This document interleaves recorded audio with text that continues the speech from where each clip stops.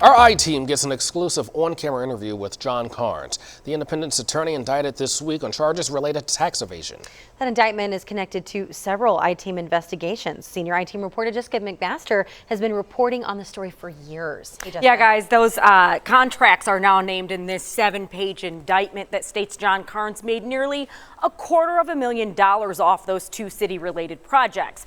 We covered the projects in 2018 where some council members were worried about backroom deals. When we first asked Carnes about his involvement, he told us he was going to represent clients in both projects, but ultimately that he had no involvement.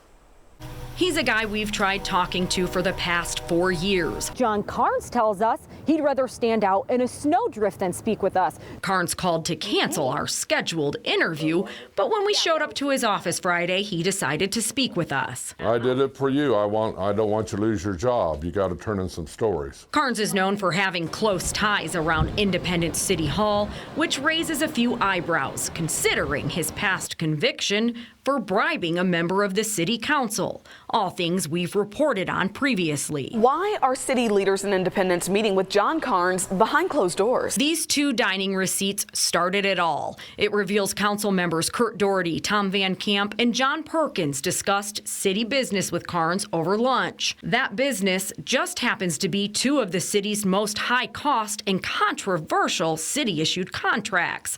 Rockwood Golf Club and Missouri City, a $10.5 million cost to Independence taxpayers that even 2 members of the city council found suspicious. It raises questions in my mind. After we aired our initial stories on Carnes' involvement, the FBI started poking around City Hall, but Carnes claims that's proof he's done nothing wrong. I think the fact that the federal government stayed out here for months.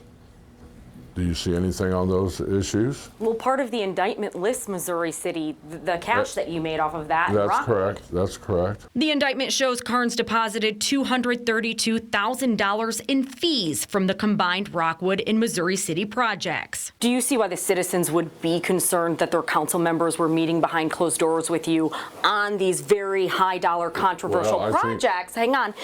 When considering your history that you have gone to prison for bribing council members? I think you misstated that. Every meeting I had with these council members was open.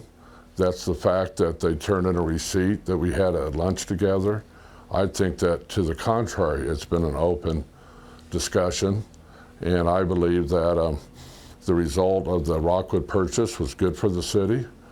And I believe that it's a project that the city could be proud of. How is it open, though, if you're meeting in restaurants with just a couple council members, the rest of the council doesn't know, and you guys didn't tell the public in advance that this would be going on? They didn't get invited to these meetings.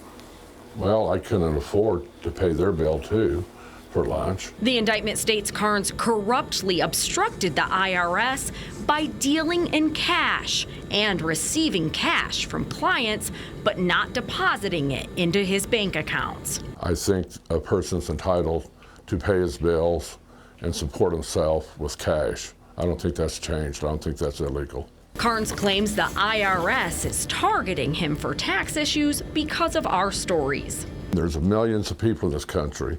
They're in the same tax situation that I am, and this is a selective enforcement. Carnes is expected to be arraigned on January 5th. We're going to be there for it. For the I-Team, I'm Jessica McMaster, KSHB 41 News.